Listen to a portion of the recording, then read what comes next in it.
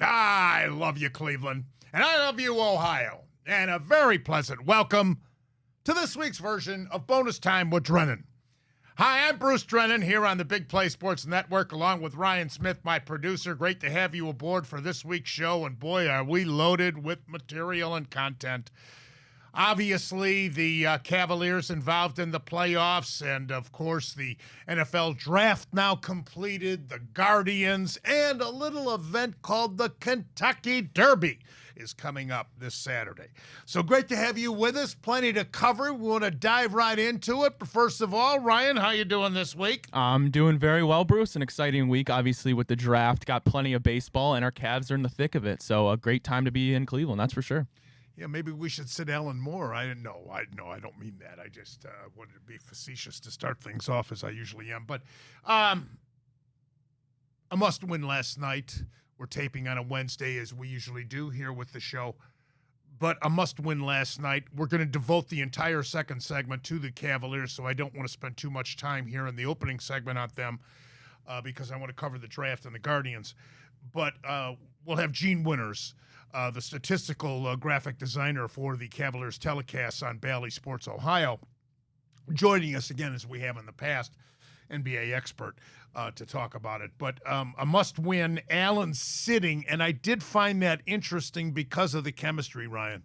Yeah, I got to imagine that for Jared Allen to miss that game, it had to have been something rather serious, because I think if it was just a typical bruise or something like that, there's no way that Allen would have sat out of that game. So hoping his availability is positive for Game 6, but so far, no real news on it. Yeah, we'll get more from Gene. That's going to be this coming Friday, of course, and if a Game 7 is necessary, we hope it is not, then that would be on Sunday. But a vitally important victory for the Cavaliers, and here we are now on the verge of advancing to the next round as the Cavaliers take a 3-game to 2 lead following those two disastrous performances in Orlando. All right, like I say, whole second segment devoted to the Cavs. Let me get to the NFL draft, and I'll specifically start with our team, the Cleveland Browns, in the second round. Staying local, if you will, huh? With Hall, the defensive lineman from Ohio State. Interesting pick there, Ryan. Yeah, it was. You mentioned local kid, Streetsboro zone, and then obviously went over down there into Columbus, and now he's back here in Cleveland, so he's not going very far. Good for him, though. That's always awesome when you see these young guys, certainly in his case, only 20 years old, being able to stick around with their family. So I think really good for him, really good situation, and I'd like to pick Bruce. I like to think we could get some inside pressure for the pass rush out of Hall when he learns the ropes a little bit. Yes, and that's exactly what the Browns are hoping, and that's the exact reason that they picked him. Up to that point, they did have multiple offers. Andrew Berry came out and said, in fact, a record number of offers that people wanted to trade up to that 54, but Andrew Berry stuck there because he knew he could get Michael Hall. And I think there were mentioned about like 3 D tackles that really, really had that ability to get that interior pass rush, which we've quite frankly been missing. So he stuck to that pick, and luckily Michael Hall was there at the 54, and reports are they were more than happy to take that selection. Yeah, 6'2", 280 something. So he's certainly well equipped as a defensive lineman. Mentioned the pass rush, also, of course, a rush plugger, if you will, rush stopper. So we're looking for a lot. Do you think he'll be making an immediate impact? Do you look for that? Well, I think if any of the draft picks, and of course, because he was the highest and we didn't have a first rounder, I think if anyone is going to come in and make an immediate impact out of that draft class, it's certainly going to be Michael Hall. The only thing is that D-tackle room is really one of the deepest, if not the deepest, on the Browns roster. I mean, you still got, obviously, Dalvin Tomlinson, Shelby Harris, but then you brought back Maurice Hurst as well. You got Quentin Jefferson from the Jets. Siaki Ika's still there, but he's more of a nose tackle. But I do think, especially if Michael Hall shows in camp, he's really capable of getting in there and getting to the quarterback, which we know in Jim Schwartz schemes, that's the biggest thing, and we saw success with that. So I think if he can prove that, he could likely, maybe not necessarily be an immediate starter, probably more likely than not, but certainly get in that rotation and make some noise early. I really like the next pick that the Browns made in round 3, and that's Zach Zinter, the guard from Michigan, 6'6", 322.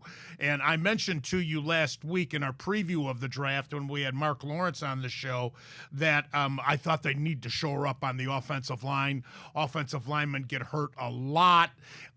Certainly it seems with the Browns. I think it's the second most injured position, interior offensive lineman next to running backs, as far as longevity longevity. We'll see. But Zach Zinter, a good pick. A great run blocker is the word on him.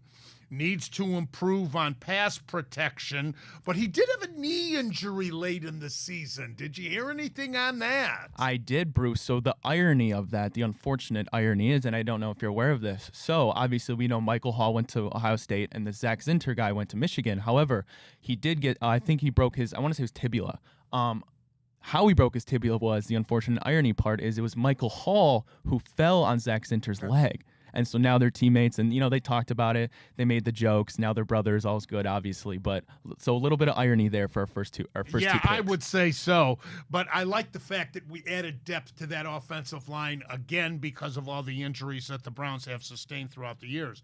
Jamari Thrash was the round 5 pick, wide receiver out of Louisville, 6'1", 185, very fast. He can go deep and extend the defense. Yeah, and that's exactly what the Browns were missing, is a guy to just go vertical and get some pressure off there in the middle of the routes. Jamari Thrash, I think he went to Georgia State for a few years, transferred to Louisville, did pretty well there. And, when you're taking a guy in the 5th round, you never really know what you're going to get. Had some trouble with drops, but I think he broke his hand, so I think you can attribute it to that.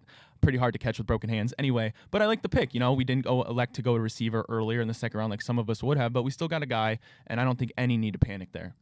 Yeah, and again, that's an area in which everybody was predicting the Browns would go to was wide receiver, but there was an abundance of wide receivers taken earlier. They waited until round 5 to get their guy. Round 6, Nathaniel Watson, linebacker, Mississippi State, 6'2", 245. Yeah, that's a guy who was the SEC Defensive Player of the Year, a guy with plenty of experience under his belt. I think last year the only player in the FBS with 100 tackles and 10 sacks last year. So, I think a lot of draft experts had like a 5th round grade on him, so maybe a guy that they were fortunate to slip to him. But we know we lost Sione Taki. We need a guy to come fill that Mike role, and he has another chance to come in, maybe not make an immediate impact, but certainly fight for some snaps. And in round 7, 2 picks the Browns did possess. One is Miles Harden, cornerback out of San Diego, 6', 200. Yes, and that's just another one, a late flyer. You always take a cornerback in the draft like you do an offensive lineman because you can't have a lack of depth there, and the Browns certainly know with coming in the next years, they're not going to be able to pay all 3 of their guys in Denzel, Greg Newsome, and Martin Emerson, so a good depth pick there. The other 7th round pick, Jerome Briggs, defensive lineman, Cincinnati. Yes, sir, that's your my guy. alma mater, Ryan, 6'2", 297. Yes, when I covered the football team there, I got to watch plenty of Jawan Briggs, a Virginia transfer. Now, the fun part about him is he is a huge, huge human being. You go look at his arms. I think he had 39 reps on the bench press, and that's certainly up there with the best. Not quite the record, but up there with the elites. Are you surprised the Browns did not take a running back? No, I'm not. I think with Deonta Foreman, Naeem Hines, you can mix in Pierre Strong there if he makes the 53, and essentially Nick Chubb's going to come back, probably if he's off the pup in week 4, but I really think it's set. With Jerome Ford, too, also. It's set, and if you do need a running back, that's okay. It wasn't a great running back draft class this year. I think they can wait to just get one next year if they need to. How would you grade the Browns draft? Well, Bruce, that's where I would give them a B, and that's not because I don't really think they had the resources, the draft capital to get an A. But I think with the limited resources that they had, I think they did it very well. How about the other teams in our division? That's the thing. I think they all had tremendous drafts. Bengals got a Marius Mims, a great offensive tackle. Steelers, they got the which is important because of Burrow. Exactly. I think it was Fashanu the Steelers got. They're adding to their line. They'll be solid. And then the Ravens. Who's the kid they drafted? I can't quite remember, but they always draft well. So that's just the Browns have to draft well as well. And as far as the first round, which the Browns were not involved in, Caleb Williams, as expected, went number 1, the quarterback from Southern Cal, to the Chicago Bears. Interesting that with the 9th pick, they took the great wide receiver, Odunze, the wide receiver from Washington, to team up with him. So that'll be a formidable duo, both of them rookies, but it'll be interesting to see how they do in their rookie campaigns, don't you think? Oh, yeah, absolutely. Caleb Williams is going to start. I would. Oh, absolutely. Yeah, no question about it. And then you add in Roma Dunze to now, you add in the offseason Keenan Allen, you still have DJ Moore. They got DeAndre Swift in the backfield, so it's going to look like a totally new Bears offense. I'm not as confident as a lot of people are right away. I'm not sure if Caleb Williams is going to come in and be this messiah right away that everybody expects. But, I agree. But there's no doubt that this Bears offense is totally different and should be a lot better than last year. And they certainly made a statement when they traded Fields to Pittsburgh. Yep. I mean, that's pretty obvious. The writing was on the wall there. The number 2 pick, Jaden Daniels, no surprise, quarterback, LSU, went to the Washington Commanders, and again, no surprise. No, not surprised at all. Number 3, just as our man Mark Lawrence predicted, Drake May, quarterback from North Carolina, going to New England. Belichick is gone, but he's the type of Belichick guy. Yeah, I mean, the first 3 quarterbacks we expected to go off the board there. Jared Mayo's got his new guy in New England, and I don't think it could get really worse than it was with the mixture of Mac Jones and Bailey Zappi. So they're looking for a fresh start there in New England. And I think it was also universally predicted that Marvin Harrison would go number 4 to Arizona, the wide receiver from Ohio State, maybe the most talented man in this entire draft, may prove to be better than his father. A lot of people speculate that he will be as a pro, but the most important thing is that now he becomes a main target for Kyler Murray. Yeah, and not even a main target. He'll become his real only wide receiver one there in Arizona. I expect him to come in and have immediate impact, as we've seen rookie wide receivers doing these last couple of years. And I agree with you, Bruce. Obviously that the quarterback position is the most important thing in the NFL, so you see them getting drafted earlier.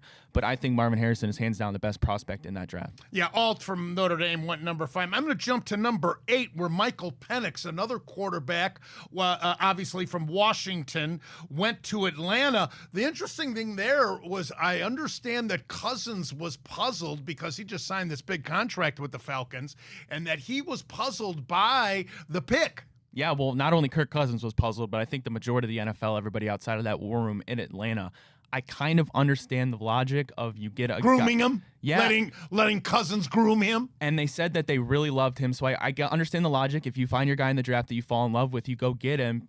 But the fact is, Kirk Cousins, you paid him to be your starter for the next 4 years. And Michael Penix is one of the older prospects. So I understand the logic, but I think if you're in the win mode now, which you are by getting Cousins, it was definitely a puzzling pick. Yeah.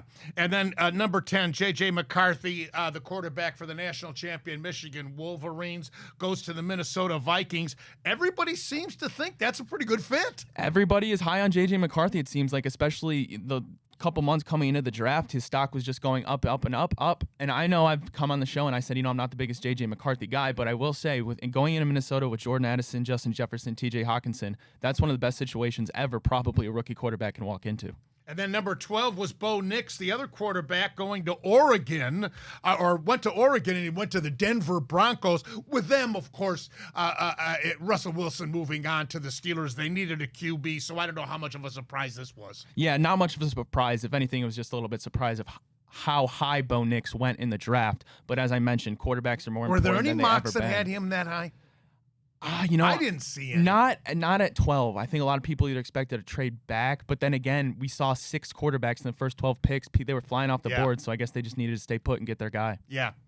And then the other significant pick, I thought, among the top ones in that first round, Brock Bowers, the tremendous tight end from Georgia. Mark Lawrence thinks that he's going to be another Kelsey, one of the great tight ends of all time, of course, out of Georgia, going to Las Vegas. And, of course, they got a lot of improvement in store for them that they need, but nonetheless, that's a significant pick for them. Yeah, Vegas, they needed a quarterback, but unfortunately the way the dice rolled for them, as I mentioned, 6 in the first 12, there's nobody they could get there, so they went and probably took the best player available, and that was certainly Brock Bowers.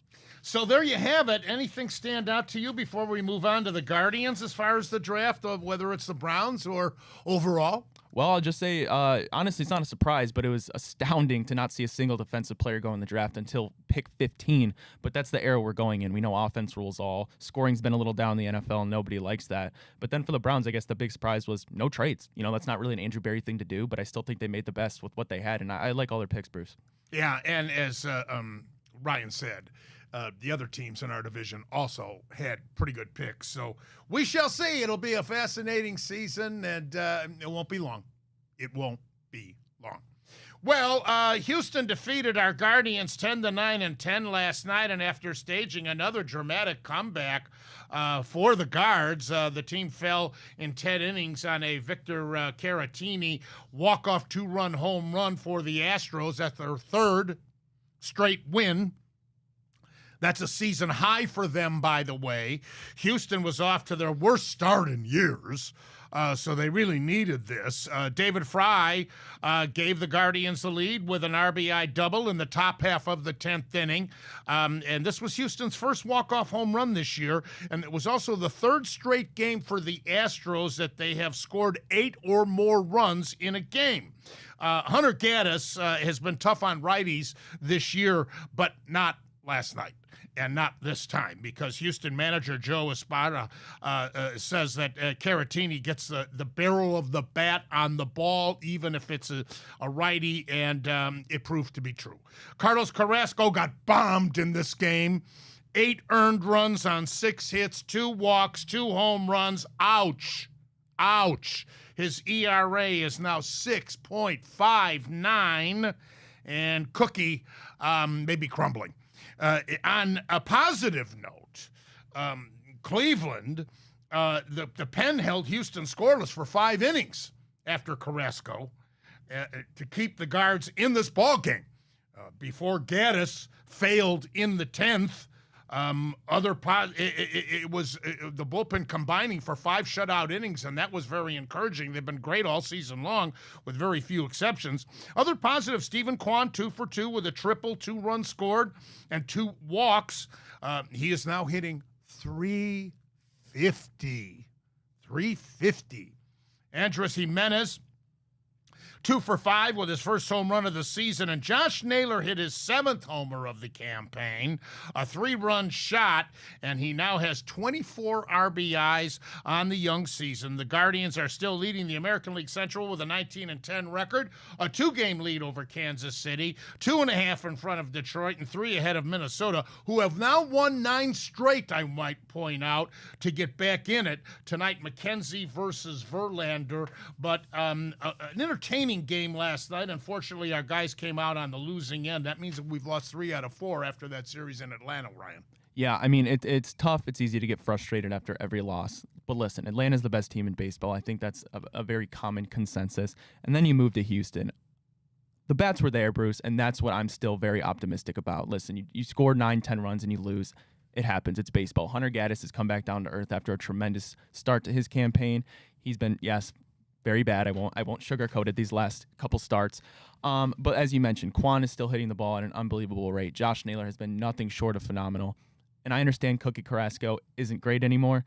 Kind of what we expected. That's the unfortunate reality of it. I expect Xavier Curry to come back in this rotation, I hope at least. But the season is still so young, and I still expect a win today. I want to see what McKenzie has. So I'm feeling good about it. See, Trout's going to have knee surgery? I unfortunately did. They were going nowhere anyway. They got off to a good start, but they were fading. But, I mean, more devastating news for that franchise who has been fledgling for years, and especially with Trout going down now. They say he'll return in 24, but it can't be before July, obviously, when he undergoes surgery. So many guys hurt. Yeah.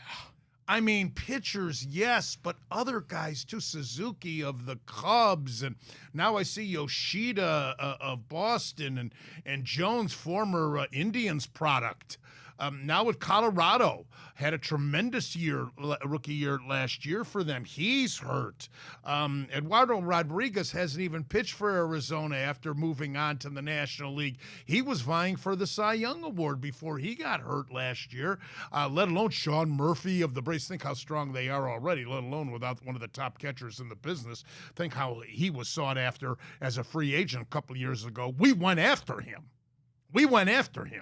And got beat out by Atlanta. Can't blame him from going to that ball club. But the injuries galore, it's just unbelievable. Yeah, no, you're absolutely right. I mean, I look at my fantasy baseball roster. I know you play fantasy baseball as well, and my bench is just loaded with injuries. Let's hope the Guardians stay away from the injuries. All right, when we come back, we'll turn our attention to the Cleveland Cavaliers, now in front 3-2 over Orlando. Gene Winters will be joining us. We'll pick his brain about what is forthcoming, hopefully quite a bit, not only this series, but their forward, moving forward as well. So that's next on Bonus Time with Drennan here on the Big Play Sports Network. All right, great to have you back. Bruce, hold on. Yes, Ryan. Why am I just finding out now? I am very disappointed that I have to find out from Gene that it was your birthday. How did I not know this? Today, as we tape, May 1st. Yes. How did I not know this? Yes. I'm disappointed. I'm a modest guy. I'm disappointed. Nature. I don't go bragging about the fact that I'm still so young. But yeah, 74 today. How about that? Well, happy birthday, Bruce. Yeah. I still say I'm glad I'm on the back nine, especially when I'm seeing what's happening on these campuses.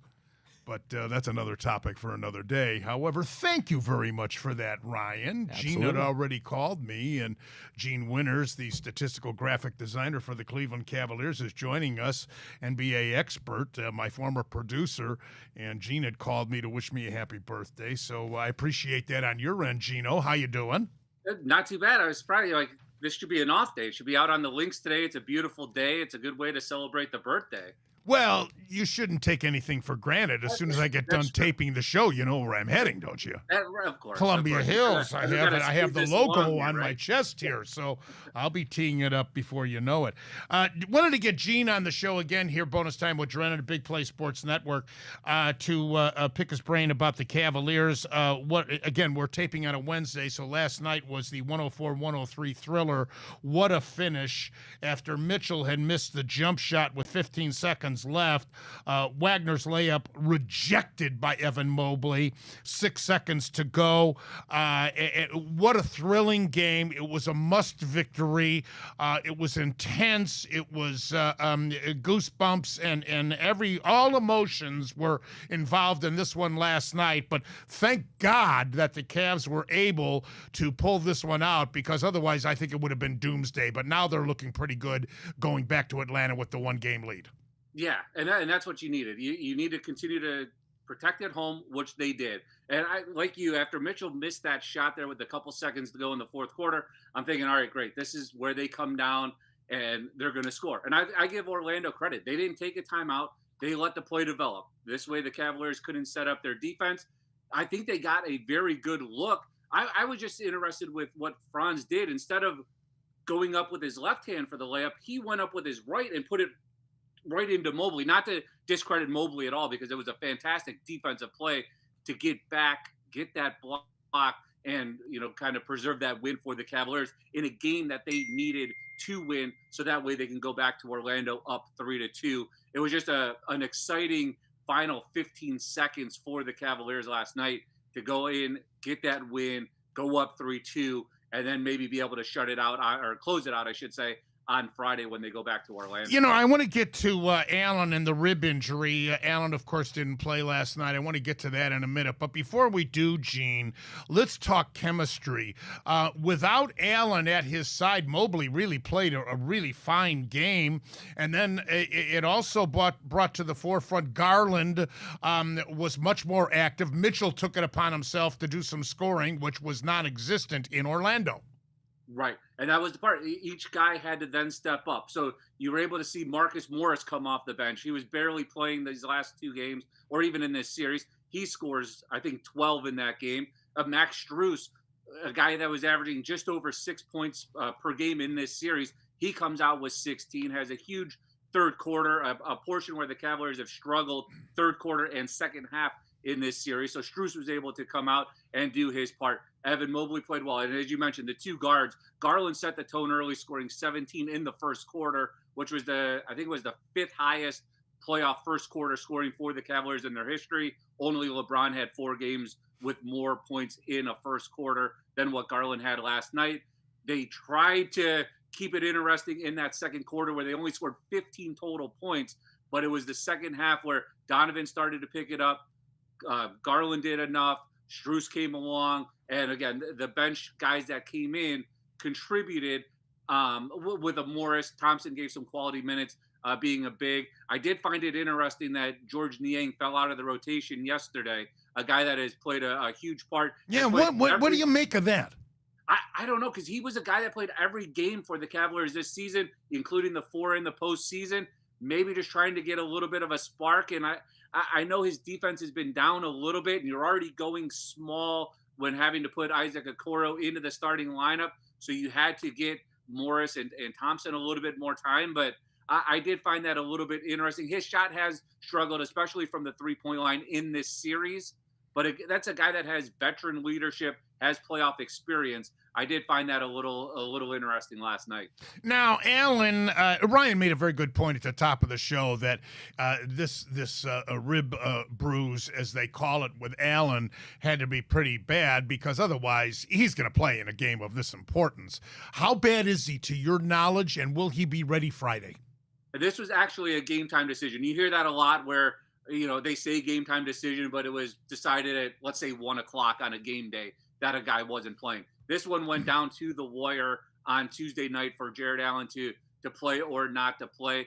I believe JB's press conference was at 5:15 or 5:30. Right around that time was when they decided that it was probably in their best interest to make sure that he was fully ready for a Game 6 or even an Eastern Conference semifinal if the Cavaliers were to go on and advance. So I agree with what you were just saying. I think it's a little bit more serious than maybe what guys are leading on. We'll see if he's back on the practice court tomorrow, or I should say on Thursday, before the Cavaliers get that flight and head out on Thursday night to get there for the Friday game. I hate to say that Game 6 in Orlando, based on the first 2 games in Orlando, would be a throwaway game, and then let's come back home and clinch it in Game 7. But what do you think of that, especially if Allen can't answer the bell, or is it anywhere near 100%? I think they have to win it because Orlando they were able to grab some momentum late in that game on Tuesday in Game 5. I think the Cavaliers need to show that they could win a playoff game on the road. If you look at JB Bickerstaff's playoff career, he had a series when he was the head coach at Houston. Obviously, last year with the Cavaliers, and this year, JB has never won a road playoff game. So this, I think, will go a long way for the Cavaliers too, to show that, one, they can win on the road, and then two, get a little bit extra rest, so that way they're ready for Boston. Boston should wrap things up, I would think, on Wednesday night when they play Miami, and they should be able to get that rest. The Cavaliers need to do that same thing, so that way they can win, sit, rest a little bit before they have to go to Boston. What do you think, with or without Allen? The way they played those 2 games, Games 3 and 4, especially those second halves in Orlando, the fans are going to be there.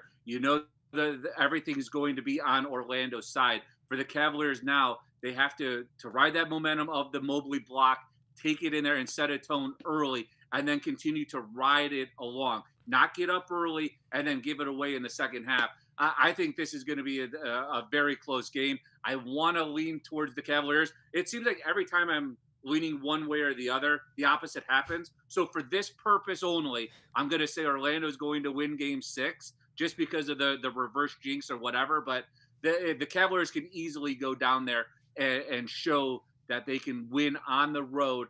And if they play like they did with or without Allen, they're going to need those key guys to contribute. I would like to see a little bit more from Karis LeVert in this game, who had a very good Game 3 in Orlando. Game 4 fell off a little bit.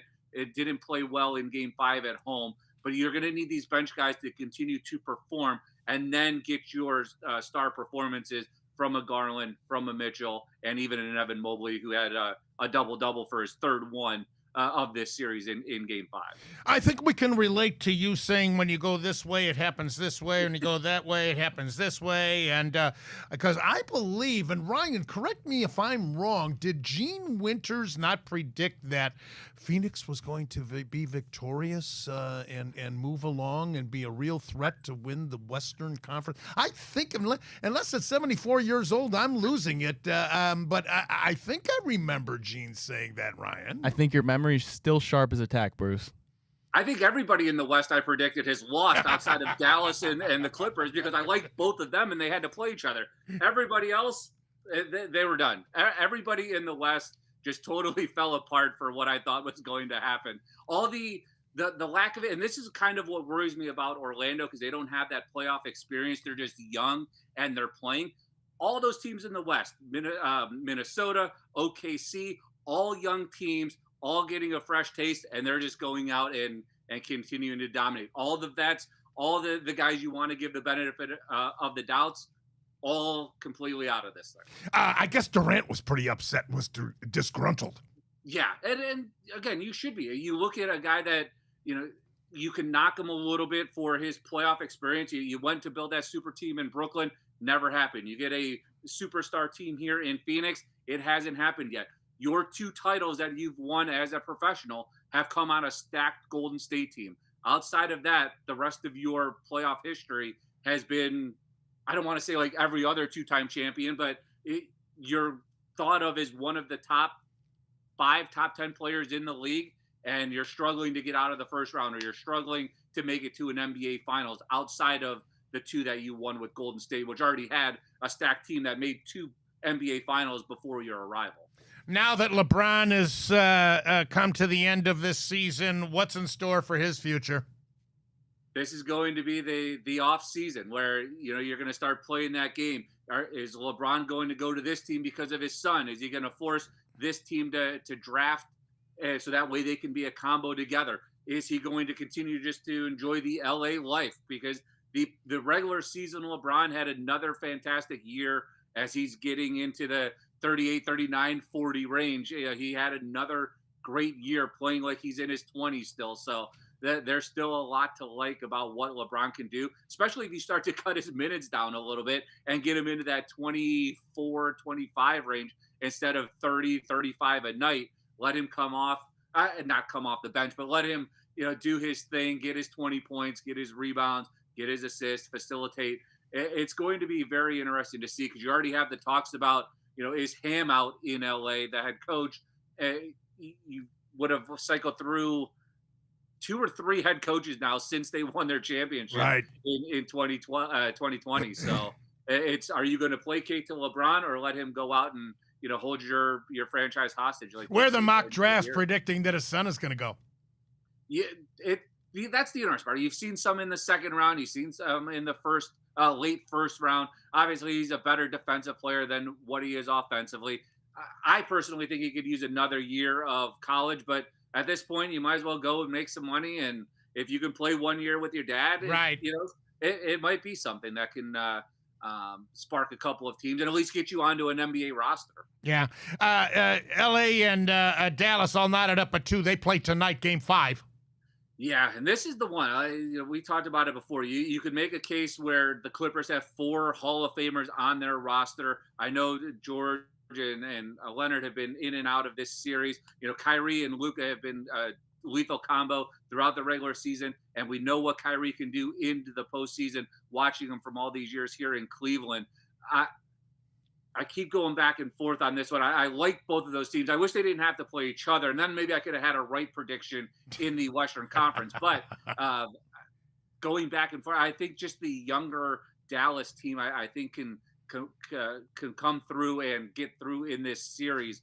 But when you look at both of those rosters, they're just both playoff ready, both experienced, both fun to watch. It's the experience versus the youth again. And we'll see which way that plays out. But, if I'm leaning one way, I'm still leaning towards Dallas in this one. Well, I'm still leaning toward Denver to win the West, because until they're dethroned, I've got to go with the champions. It was the same thing I was this last year with Connecticut in the men's tournament. Yeah, and then that's the nice part. They now have a little bit of a rest. Jamal Murray, who hit the game winner, there was talk that he wouldn't even play in that last game. He had 2 game winners in that series. He now has a little bit time to rest up before they get into this next round. And again, you have the 2-time MVP who could have arguably won 3 straight if he could have beat out Embiid last year, and Jokic. The guy is just amazing at what he can really do, grabbing 20 rebounds, 10, 15 assists a night to go along with his at least 20 points that he's going to score. Right. He's just a phenomenal player that doesn't, you look at his physique and you don't think of him as a LeBron or these guys that are just sculpted. He's just out there, I don't want to say a rec leaguer, but a guy you would see at the gym shooting around, and he just is a dominant player. Oh, who would have thought? Who would have thought that he would be emerging as the best player in the entire NBA now that LeBron has aged? Getting back to the East, Giannis is supposed to return. They need him desperately, down 3-1. Gino, this is it. Yeah, and then Lillard's on that verge of possibly coming back as well. So you look at what they have in store, and you go back and forth on that. Giannis kind of did this same thing last year, where he missed a couple games early on in the postseason, and then came back and played. They definitely need him, because the Pacers, as we talked about, we know the Pacers are going to score. They can score 140 every night if they want to. It's how many are they going to give up? Can they outscore that other team? And last night, or on Tuesday night, was a game that they probably should have lost. It was a home game for Milwaukee. So again, you have that home court behind you. You were already up 3-1. Maybe you went into it, especially after it was a little chippy in game 4, where Portis got kicked out of it. You went on to win that one, and now you come back home 3-2 with a way to close it out for the Pacers. But if you're Milwaukee, you're really hoping that Giannis is ready to go, and that maybe if you can advance to a game 7 in that series, you get a Lillard back and try to take your chances that way. And finally, last but not least, you mentioned Embiid, and of course that Knicks series with Philadelphia has been interesting all the way.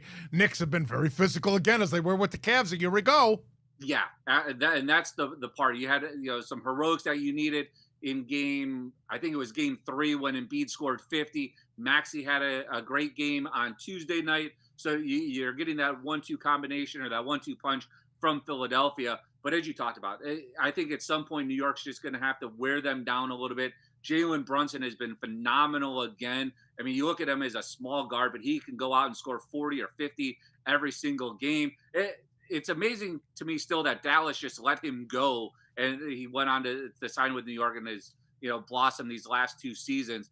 But when you look at what they're able to do, especially all season long without Randall, once he went out with his separated shoulder, DiVincenzo has been fantastic. Hart has been playing out of his mind. So this is the one where, if you're New York, just win this game 6, get this series over with, and then be able to rush your guys while Milwaukee and Indiana finish each other off.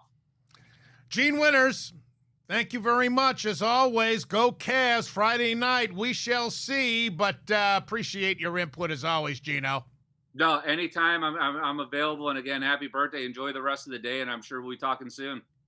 When we get back, it'll be Bonus Time with Drennan, Ask the Bruce segment, and a look at the 150th running for the Roses. The Kentucky Derby is this coming Saturday. All right, once again, thanks to Gene Winters, the graphic designer for the Cleveland Cavaliers telecasts on Bally Sports Ohio. Cavaliers will try to clinch it in 6 games Friday night in Orlando.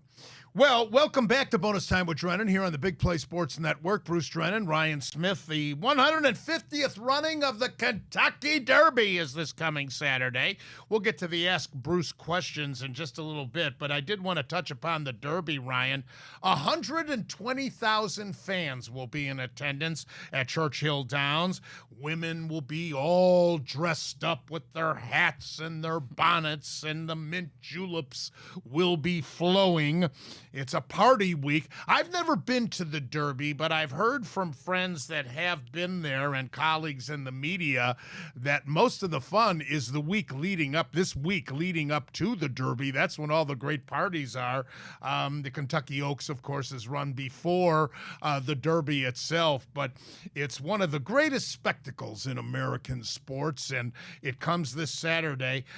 Only 13 times has a horse won the Triple Crown. The Triple Crown of racing consists of winning the Kentucky Derby, then the Preakness, then the Belmont Stakes in New York. Only 13 times. This is the 150th running of the Derby, and only 13 times have we had a Triple Crown winner.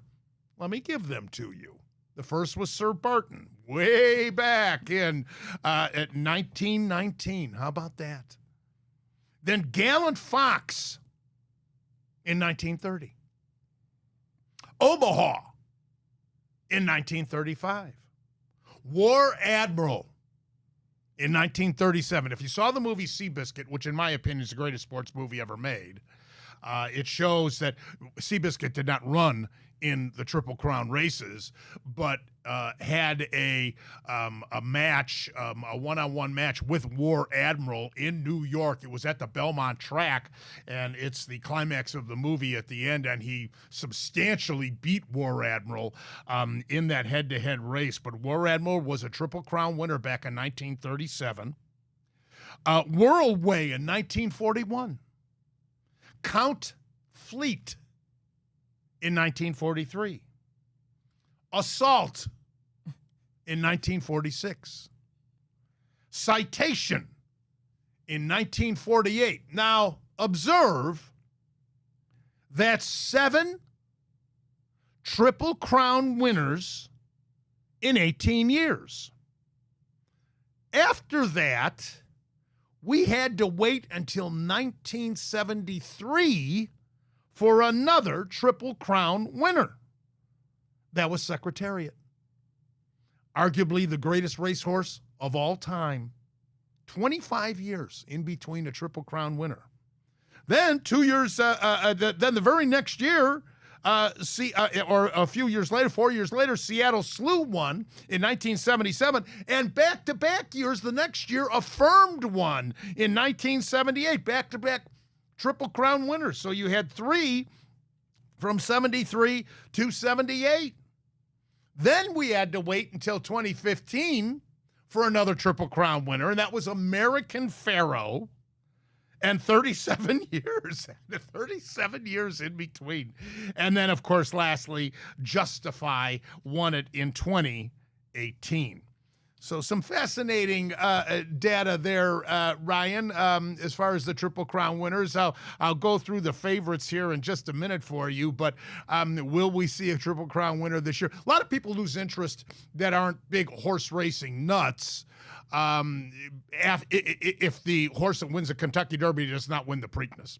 Would you believe me, Bruce, if I told you I've never watched the Kentucky Derby? You're kidding. I've never watched it. You're kidding. And the only horse that I have heard of was Secretariat that you named.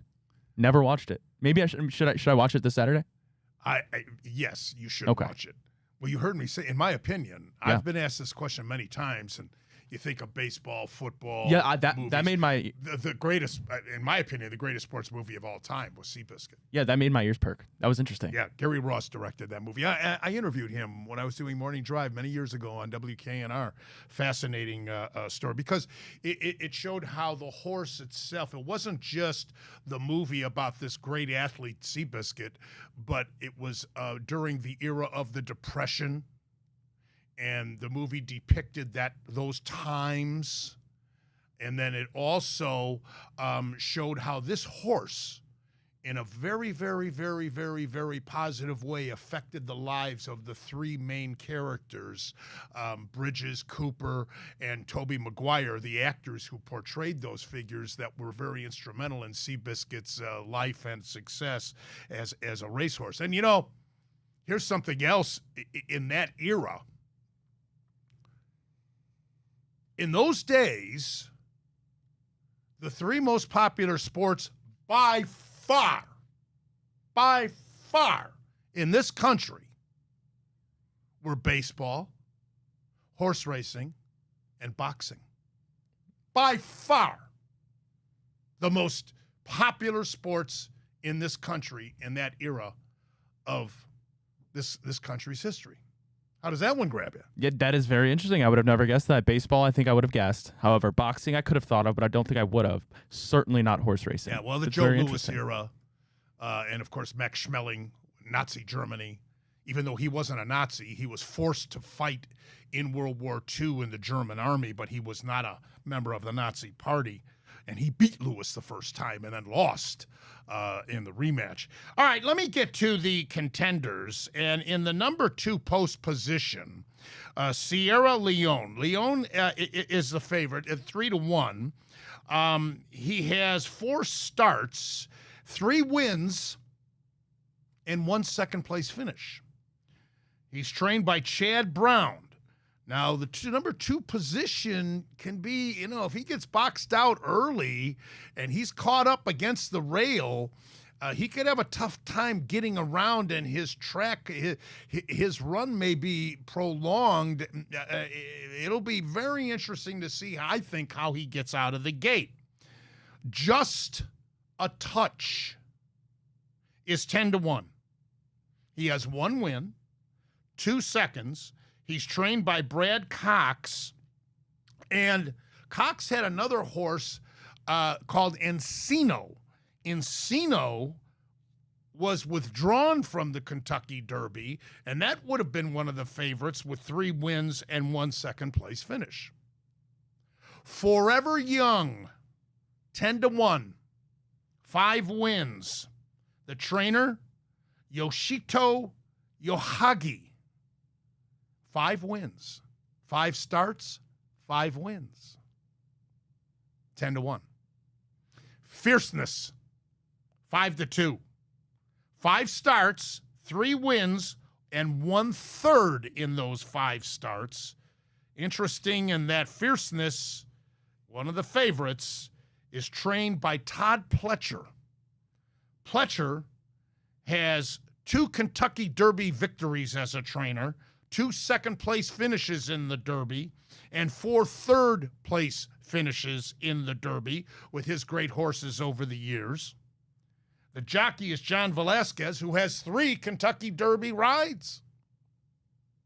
Post position was originally 17, I saw, which has never won the Kentucky Derby. But now I noticed this morning in the post positions that Fierceness is at 16.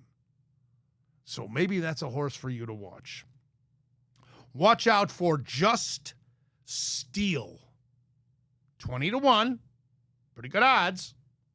11 starts, 2 wins, 4 seconds, 1/3. The trainer, D. Wayne Lucas, who is now 88 years old. He has, Lucas, several Derby winners, including 4 wins with winning colors in 88. Thunder Gulch followed. Grindstone in 96, and Charismatic was in 99. Thunder Gulch was in 95.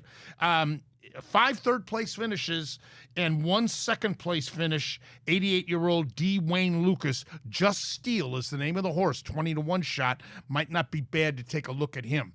And no Bob Baffert horses. Because of the scandal, Bob Baffert, the most successful trainer in the world, is shut out again. So the Run for the Roses this coming Saturday, the 150th running of the Kentucky Derby, an American tradition.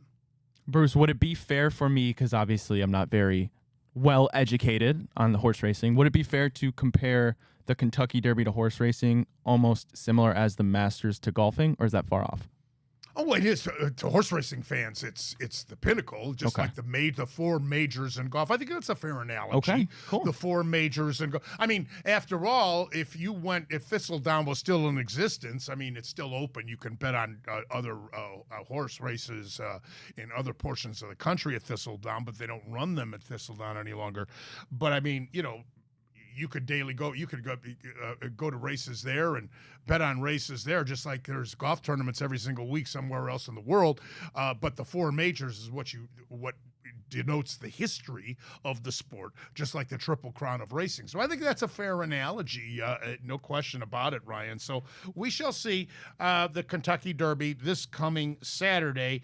Big build-up for it, and I'm not, a horse racing nut or anything, but I do enjoy the Triple Crown of racing. And again, the second one will be the Preakness, which is in Baltimore, Maryland, and then the Belmont Stakes in New York. All right, we have come to the portion of the show of the Ask Bruce segment. Fire away.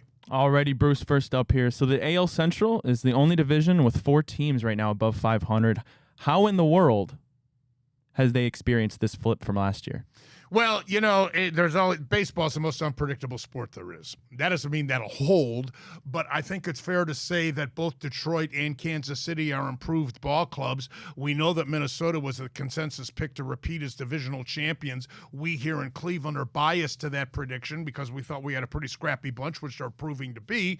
And we knew that we had good pitching, although we did not envision losing Bieber as we did so early in the season when he was off to a Cy Young campaign, it seemed like. And also, Gavin Williams hasn't pitched at all for us. But as you mentioned earlier in the show, now that Carrasco has really struggled, I would be surprised if we bring up Curry. But as far as the rest of the division, the White Sox are a joke, and they may turn out to be the worst team in all of baseball.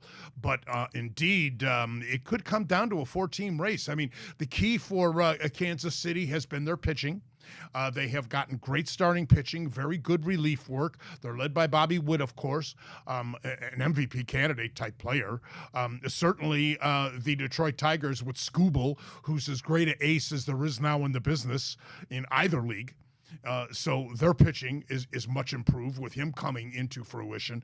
The question will be if they can, score runs and keep pace with the other contenders in our division. And Minnesota's Minnesota. I still want to see them overcome the loss of Sonny Gray and Kenta Maeda, who is with Detroit. Not that Maeda is any kind of a Cy Young candidate, but still, those were two of your starters in your rotation from a year ago. So I find it very interesting that the Central's doing as well. I still believe the AL East is the toughest division in baseball. Without question, I do believe that, and I stand by it. And even though the National League East doesn't appear so right now, the Braves and Philadelphia are certainly two of the best teams in all of baseball.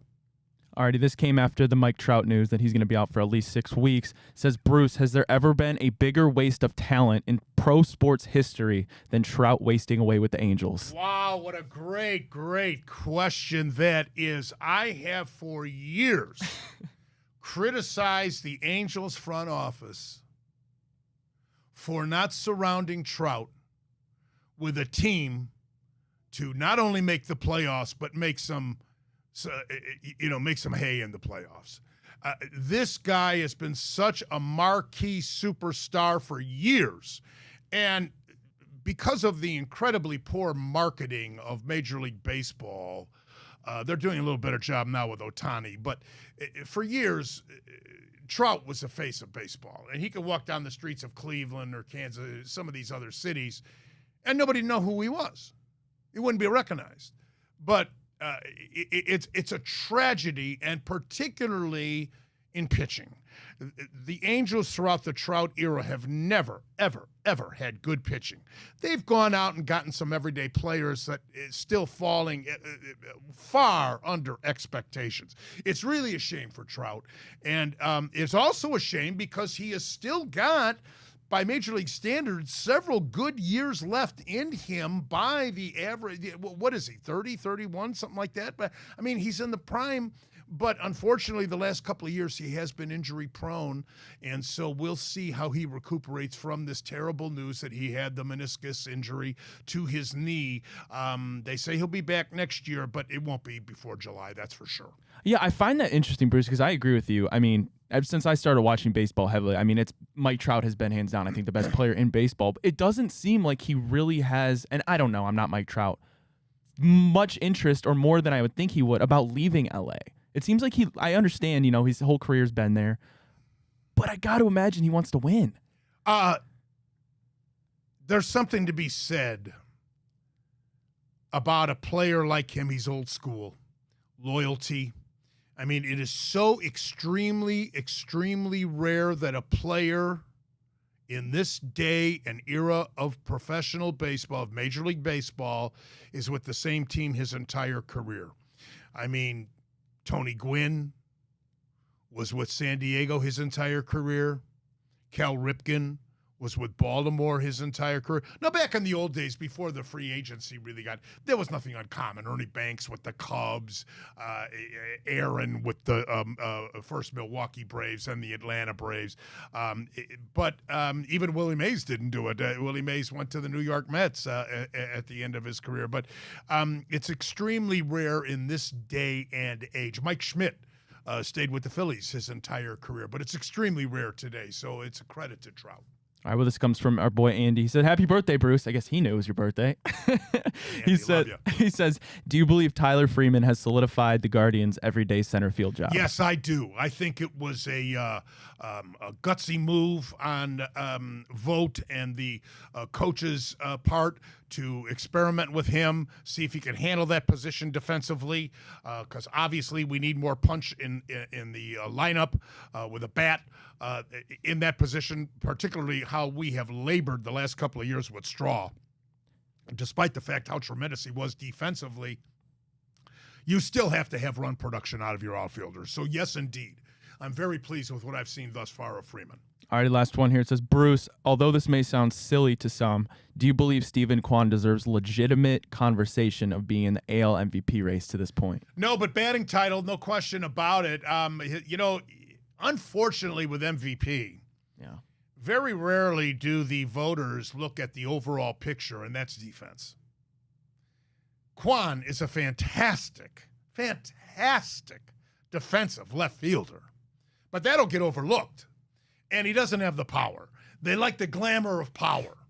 So I don't think that, although if he keeps hitting like, he's at 350, for God's sakes, how do you ignore that kind of a batting average?